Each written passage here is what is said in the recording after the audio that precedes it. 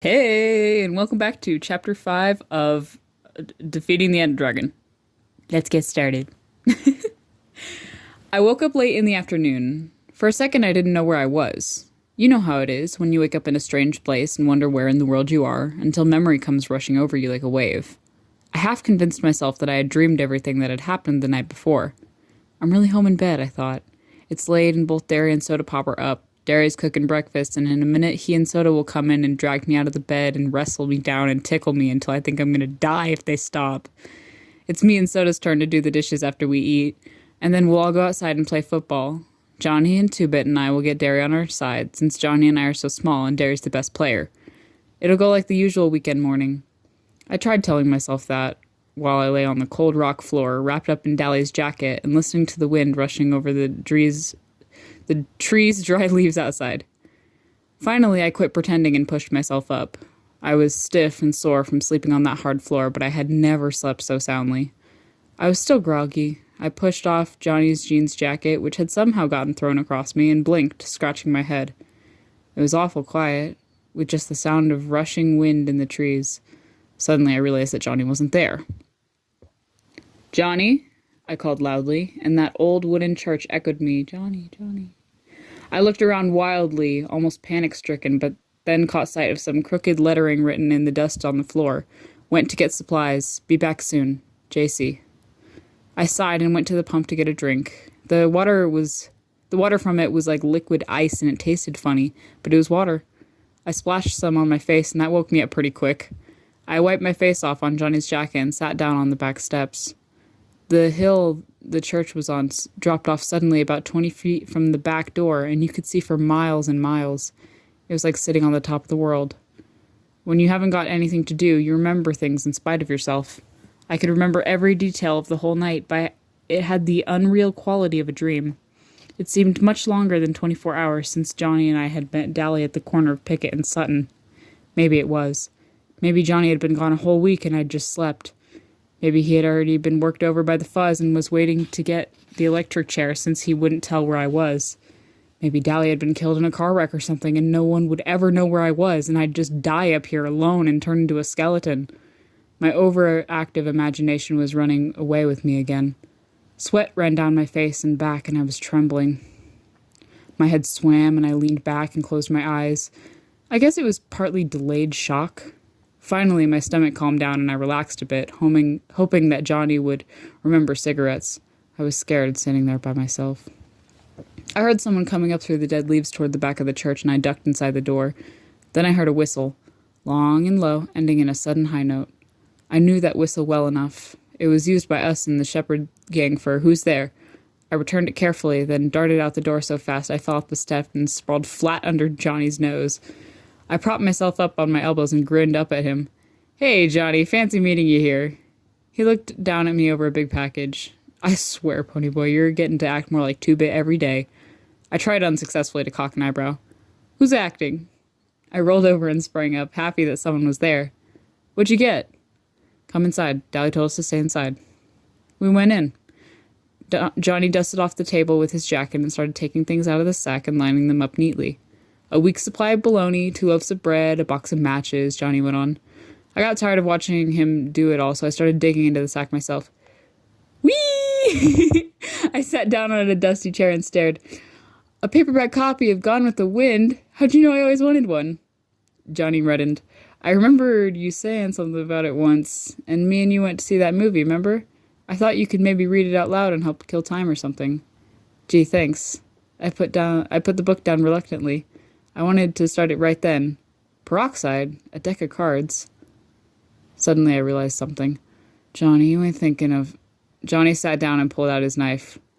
"We're gonna cut our hair, and you're gonna bleach yours." He looked at the ground carefully. "They'll have our descriptions in the paper. We can't fit 'em." Oh no, my hand flew to my hair. "No, Johnny, not my hair!" It was my pride. It was long and silky, just like Soda's, only a little redder. Our hair was tough. We didn't have to use much grease on it. Our hair labeled us as greasers, too. It was our trademark. The one thing we were proud of. Maybe we couldn't have corvairs or madras shirts, but we could have hair. We'd have to anyway if we got caught. You know the first thing the judge does is make you get a haircut. "I don't see why," I said sourly. Dally could just as easily mug someone with short hair. I don't know either. It's just a way of trying to break us. They really can't do anything to guys like Curly Shepherd or Tim. They've had about everything done to them, and they can't take anything away from them because they don't have anything in the first place. So they cut their hair. I looked at Johnny imploringly. Johnny sighed. I'm going to cut mine too and wash the grease out, but I can't bleach it. I'm too dark-skinned to look okay blonde. Oh, come on, pony boy, he pleaded. It'll grow back. Okay, I said wide-eyed. Get it over with. Johnny flipped out the razor edge of his switch, took hold of my hair, and started sawing on it. I shuddered. Not too short, I begged Johnny, please. Finally, it was over with. My hair looked funny, scattered over the floor in tufts. It's lighter than I thought it was, I said, examining it. Can I see what I look like now? No, Johnny said slowly, staring at me. We gotta bleach it first. After I'd sat in the sun for 15 minutes to dry the bleach, Johnny let me look in the old cracked mirror we'd found in the closet. I did a double take. My hair was even lighter than soda pops. I'd never combed it to the side like that. It just didn't look like me. It made me look younger and scaredier too. Boy, howdy. That's a funny phrase. Boy, howdy, I thought. This really makes me look tough. I look like a blasted pansy. I was miserable. Johnny handed me the knife. He looked scared too. Cut the front and thin out the rest. I'll comb it back out after I wash it. Johnny, I said tiredly, you can't wash your hair in the freezing water in this weather. You'll get a cold. He only shrugged. Go ahead and cut it. I did the best I could. He went ahead and washed it anyway, using the bar of soap he'd bought. I was glad I had to run away with him instead of Two-Bit or Steve or Dally. That would be one thing they'd never think of, soap. I gave him Dally's jacket to wrap up in, and he sat shivering in the sunlight on the back steps, leaning against the door, combing his hair back. It was the first time I could see that he had eyebrows. He didn't look like Johnny. His forehead was whiter where his bangs had been. It would have been funny if we hadn't been so scared. He was still shivering with cold. I guess, he said weakly. I guess we're disguised. I leaned back next to him just sullenly. I guess so. Oh, shoot, Johnny said with fake cheerfulness. It's just hair. Shoot nothing, I snapped. It took me a long time to get the hair just the way I wanted it. And besides, this just ain't us. It's like being in a Halloween costume we can't get out of. Well, we gotta get used to it, Johnny said with finality. We're in big trouble, and it's our looks or us. I started eating a candy bar. I'm still tired, I said. To my surprise, the ground blurred and I felt tears running down my cheeks. I brushed them off hurriedly. Johnny looked as miserable as I felt. I'm sorry I cut your hair off, honey boy. Oh, it ain't that, I said between bites of chocolate. I mean, not all of it. I'm just a little spooky. I really don't know what's the matter. I'm just mixed up. I know, Johnny said through chattering teeth as we went inside. Things have been happening so fast. I put my arm across his shoulders to warm him up. Two-Bit should have been in that little one-horse store. Man, we're in the middle of nowhere. The nearest house is 2 miles away. Things were laying out wide open, just waiting for someone slick like Two-Bit to come and pick him up. He could have walked out with half the store. He leaned back beside me, and I could feel him trembling. Good old Two-Bit, he said in a quavering voice. He must have been as homesick as I was. Remember how he was wisecracking last night? I said, last night. Just last night we were walking Cherry and Marisha over to Two-Bit's. Just last night we were laying up in the lot looking at the stars and dreaming. Stop it, Johnny gasped from between clenched teeth. Shut up about last night. I killed a kid last night. He couldn't have been over 17 or 18 and I killed him. How do you like to live with that? He was crying. I held him like Soda had held him the day we found him lying in the lot. I didn't mean to, he finally blurted out. But they were drowning you and I was so scared. He was quiet for a minute. There sure is a lot of blood in people. He got up suddenly and began pacing back and forth, slapping his pockets. What are we going to do? I was crying by then. It was getting dark and I was cold and lonesome. I closed my eyes and leaned my head back, but the tear came anyway. This is my fault, Johnny said in a miserable voice. He had stopped crying when I started. Bringing a little 13-year-old kid along, you ought to go home. You can't get into any trouble. You didn't kill him. No, I screamed at him. I'm 14. I've been 14 for a month, and I'm in it as much as you are. I'll stop crying in a minute. I can't help it. He slumped down beside me. I didn't mean it like that, Pony Boy. Don't cry, Pony. We'll be okay. Don't cry. I leaned against him and bawled until I went to sleep. I woke up late that night. Johnny was resting against the wall and I was asleep on his shoulder.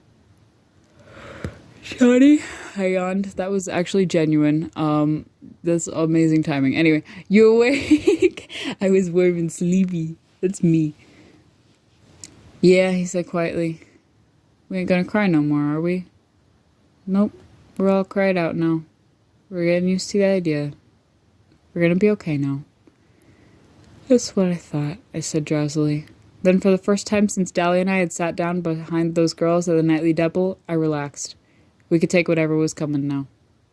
The next 4 or 5 days were the longest days I've ever spent in my life.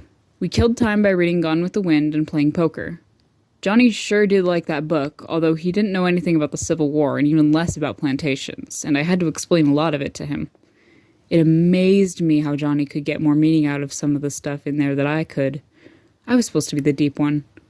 Johnny had failed a year in school and never made good grades. He couldn't grasp anything that was shoved at him too fast, and I guess his teachers thought he was just plain dumb.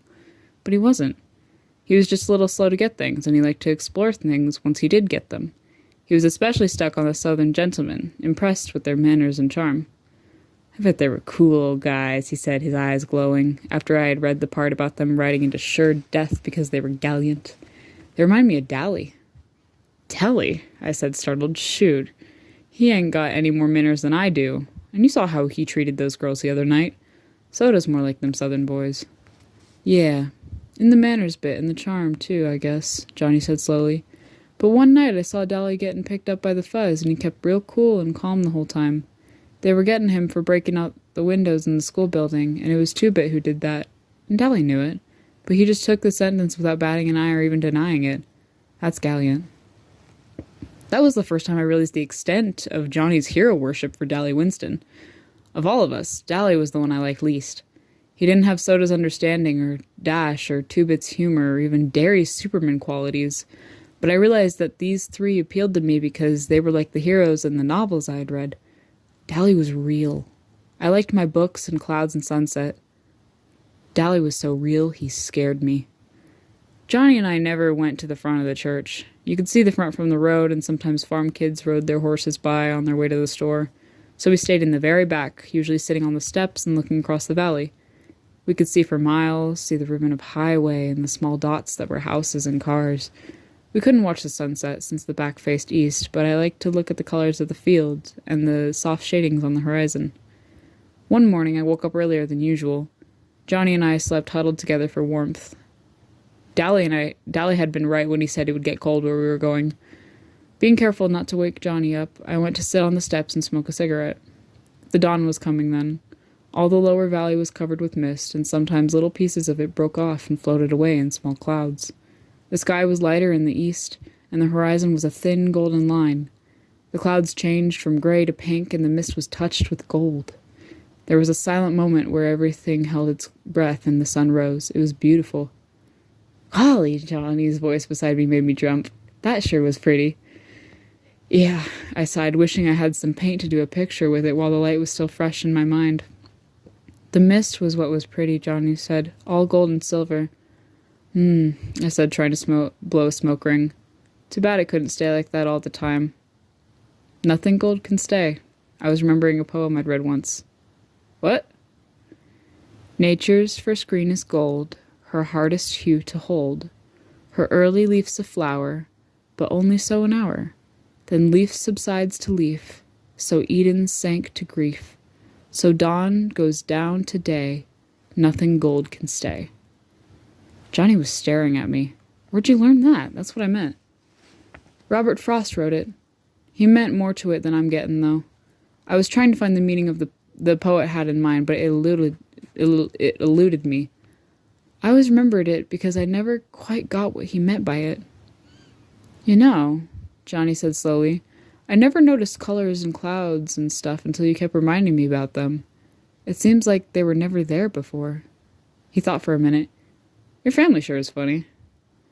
And what happens to be so funny about it? I asked stiffly. Johnny looked at me quickly. I didn't mean nothing. I meant, well, Soda kind of looks like your mother did, but he acts just exactly like your father. And Derry is the spitting image of your father, but he ain't wild and laughing all the time like he was. He acts like your mother. And you don't act like either one. I know, I said. Well, I said, thinking this over, you ain't like any of the gang, I mean. I couldn't tell Two-Bit or Steve or Derry about the sunrise and clouds and stuff.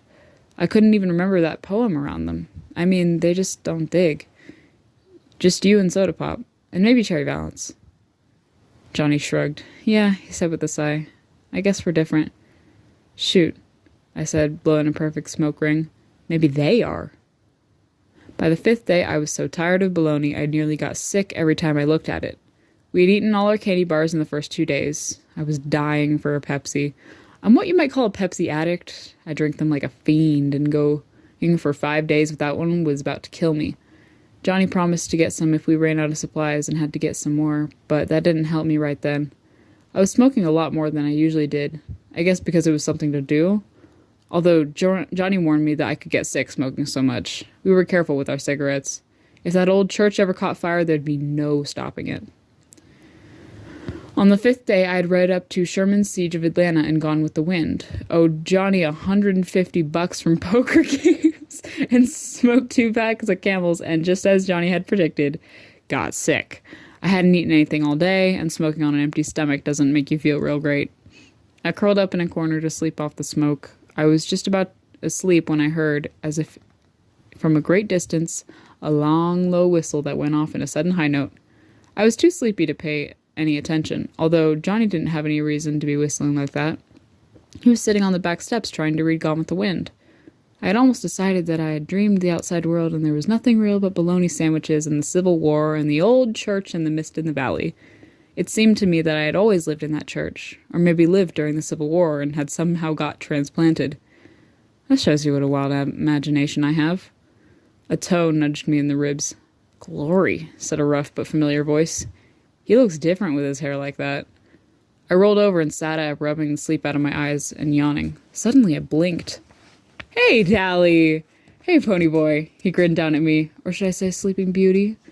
I never thought I'd live to see the day when I would be so glad to see Dally Winston, but right then he meant one thing, contact with the outside world. And it suddenly became real and vital. How's Soda Pop? Are the Fuzz after us? Is Derry all right? Do the boys know where we are? What? Hold on, kid, Dally broke in. I can't answer everything at once. You two want to go get something to eat first? I skipped breakfast and I'm about starved. You're starved. Johnny was so indignant he nearly squeaked. I remembered the bologna. Is it safe to go out? I asked eagerly. Yep. Dally searched his shirt pocket for a cigarette and finding none and said, Got a cancer stick, Johnny Cake? Johnny tossed him the whole package. The Fuzz won't be looking for you around here, Dally said, lighting up. They think you've lit it out for Texas. I've got Buck's T-Bird parked down the road a little way. Gosh almighty, boys, ain't you been eating anything? Johnny looked startled. Yeah, whatever gave you the idea that we didn't? Dally shook his head. You're both pale and you've lost weight. After this, get out in the sun more. You look like you've been through the mill. I started to say, look who's talking, but decided it would be safer not to. Dally needed a shave. A stubble of colorless beard covered his jaw, and he looked like he was the one who'd been sleeping in his clothes for a week instead of us. I knew he hadn't seen a barber in months, but it was safer not to get mouthy with Dally Winston.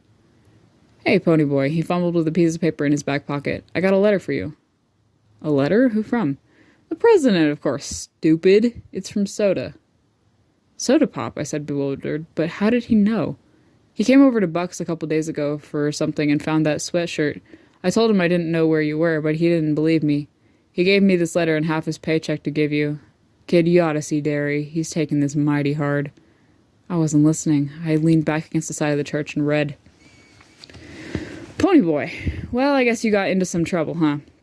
Derry and me nearly went nuts when you ran out like that. Derry is awful sorry he hit you. You know he didn't mean it. And then you and Johnny turning up missing, what with that dead kid in the park and Dally getting hauled into the station, well, it scared us something awful. The police came by to question us and we told them as much as we could. I can't believe little old Johnny could kill somebody. I know Dally knows where you are, but you know him. He keeps his trap shut and won't tell me nothing. Derry hasn't the slightest notion where you're at, and it's nearly killing him. I wish you'd come back and turn yourselves in, but I guess you can't, since Johnny might get hurt. You sure are famous. You got a paragraph in the newspaper, even. Take care and say hi to Johnny for us. Soda Pop Curtis. He could improve his spelling, I thought after reading it through 3 or 4 times. How come you got hauled in? I asked Dally. Shoot, kid, he grinned wolfishly. Them boys at the station know me by now. I get hauled in for everything that happens in our turf. While I was there, I kind of let it slip that y'all were heading for Texas, so that's where they're looking. He took a drag on a cigarette and cussed it good-naturedly for not being a cool. Johnny listened in admiration. You sure can cuss good, Dally. Sure can, Dally agreed wholeheartedly, proud of his vocabulary. But don't you kids get to picking up my bad habits. He gave me a hard rub on the head. Kid, I swear it don't look like you with your hair all cut off. You used to look tough. You and Soda have the coolest looking hair in town. I know, I said sourly. I look lousy, but don't rub it in. Do y'all want something to eat or not? Johnny and I left up. You better believe it. Gee, Johnny said wistfully. It sure will be good to get into a car again. Well, Dally drawled, I can give you a ride for your money. Dally always did like to drive fast, as if he didn't care whether he got where he was going or not, and we came down the dirt road off J Mountain doing 85. I like driving fast, and Johnny was crazy about drag races, but we both got a little green around the gills when Dally took a corner on two wheels with the brakes screaming. Maybe it was because we hadn't been in a car for so long. We stopped at a Dairy Queen, and the first thing I got was a Pepsi. Johnny and I gorged on barbecue sandwiches and banana splits. Glory, Dally said, amazed, watching us gulp the stuff down. You don't need to make like every mouthful is your last. I got plenty of money. Take it easy. I don't want you getting sick on me. And I thought I was hungry. Johnny merely ate faster. I didn't slow down until I got a headache. I didn't tell y'all something, Dally said, finishing his third hamburger. The Socias and us are having an all-out warfare all over the city. That kid you killed got plenty of friends, and all over town it's Soc against Grease. We can't walk alone at all. I started carrying a heater. Dally, I said, frightened, you kill people with heaters. Y'all kill them with switchblades too, don't you, kid? Dally said in a hard voice. Johnny gulped. Don't worry, Dally went on. It ain't loaded. I ain't aiming to get picked up for murder, but it sure does help a bluff. Tim Shepard's gang and our outfit are having it out with the Socias tomorrow night at the vacant lot. We got hold of the president of one of their social clubs and had a war council. Yeah, Dally sighed, and I knew he was remembering New York. Just like the good old days. If they win, things go on as usual. If we do, they gotta stay out of our territory, but good. Two-Bit got jumped a few days ago. Dairy Me came along in time, but he wasn't having too much trouble. Two-Bit's a good fighter. Hey, I didn't tell you we got us a spy. A spy? Johnny looked up from his banana split. Who? That good-looking broad I tried to pick up that night you killed the Soc. The redhead. Cherry, what's her name?